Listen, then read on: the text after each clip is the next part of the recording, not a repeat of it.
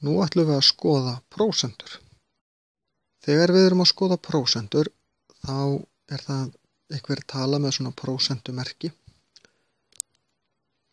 Prósentumerki lítur svona út. En þegar við ætlum að nota prósentur í einhverjum útreikningum þá þurfum við að geta breytt prósentunum í tugabrot. Og tugabrot lítur til dæmis svona út, eða svona, eða svona, eða svona. Og við þurfum líka að geta breytt tugabrotunum segi ég, yfir í prósentur, því að þegar við erum að reikna eitthvað út og fáum út, erum að reikna hvað þetta er mörg prósent, þá fáum við út tugabrot út úr vasareikninum og við þurfum að kunna breyta því yfir í prósentur aftur.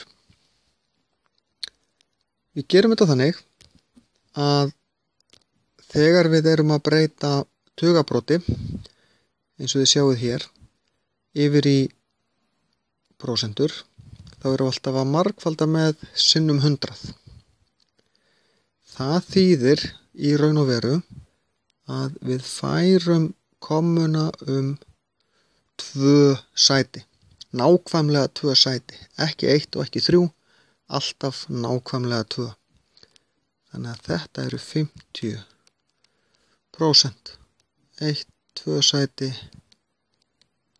12%, 1, 2 sæti, 12,3%, 1, 2 sæti, 136%.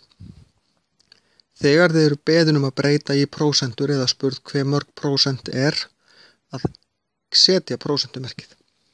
Svo þegar við breytum í tugabrot, þá gerum við öfugt. Þá erum við í raun og veru að deila með 100, fáum út 0,3 hérna, skiptir í raun og veru engu máli hvort við skrifum 0,3 eða 0,30. En þá erum við í raun og veru að færa kommuna 2 sæti í hina áttina. 0,46, 0,543 1, 2 sæti og hérna 1, 2 sæti. Þetta á nú að vera 2 hjá mér. 2,46.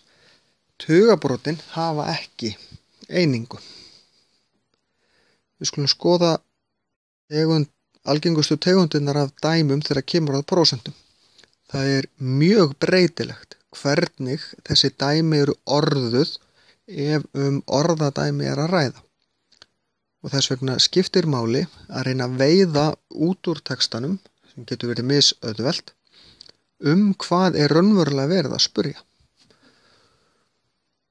Og við getum nýtt okkur í þessu eitthvað sem við höfum kallað prósentu þríhyrning. Það er svona þríhyrningur.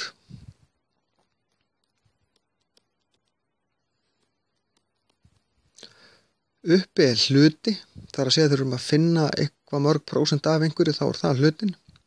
Heildin er allt og svo prósentan. Og þegar við setjum inn prósentuna, þá erum við alltaf að miða í raun og veru við tugabrotið. Hér á milli er deiling. Hér á milli er sinnum. Getum við sjálfur skrifað bara sinnumerki hér. Og það sem við gerum, þegar við erum að athuga, eins og hérna í fyrsta dæminu, hvað eru 4 mörg prósent af 12? Hvað eru eitthvað mörg prósent? Það er verið að spyrja prósent. Þannig að þá held ég fyrir það. Og þá er eftir hluti, þetta því deiling, deilt með heild. Hlutin er, í þessu tilfelli, 4, því að ef það stendur af einhverju, þá er það alltaf heildin. Eins og hérna stendur af 12. 4 deilt með 12 og við fáum út úr því 0,33 og 3 sem við námundum að 33%. 40%. 40% af 75, nú erum við að finna eitthvað mörg prósent aftur af 75, það er heildin. Þannig að nú er verið að spyrja hluta. Heildin er gefin, prósentan er gefin. Það er alveg eins geta staðið hérna bara prósentumerki. En þá ger ég heildin 75 sinnum 0,4, breyti 40% í tugabrót og út úr þessu fæ ég svo mikið sem 30.